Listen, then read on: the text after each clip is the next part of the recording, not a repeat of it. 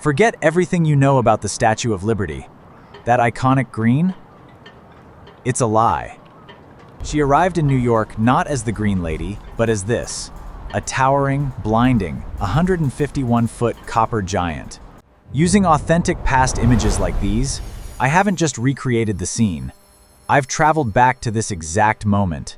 I'm taking you behind the scenes of the craziest unboxing video in history. 214 wooden crates arrived from France. And inside, 350 individual pieces of a giant metallic puzzle. Pieces that didn't even fit. Hey man, where's the instruction manual for this thing?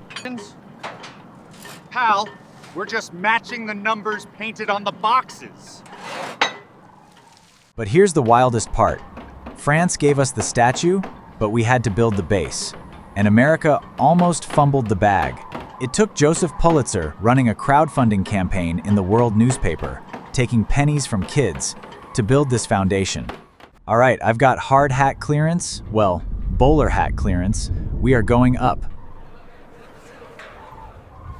There are no modern cranes here, just steam hoists, ropes, and guys with zero fear of heights. Look at this. We are officially inside Lady Liberty. Does this ironwork look familiar? It should. The guy who designed this internal skeleton is the one who built the Paris Eiffel Tower. 3 years from now, he's going to build a pretty famous tower in Paris.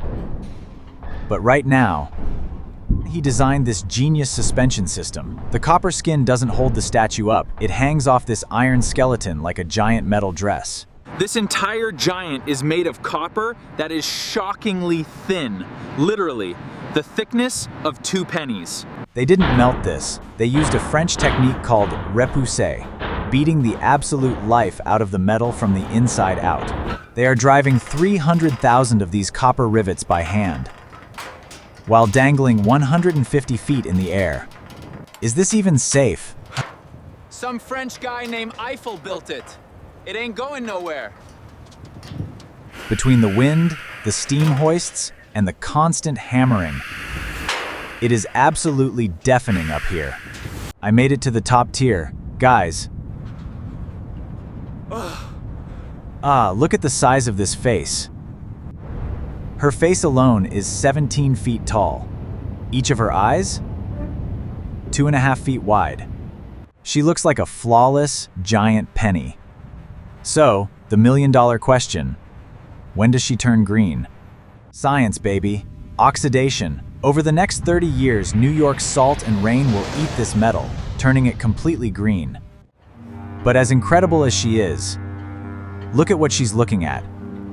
The 1886 skyline. No Empire State Building. No World Trade. Just church steeples, steamships, and the brand new Brooklyn Bridge.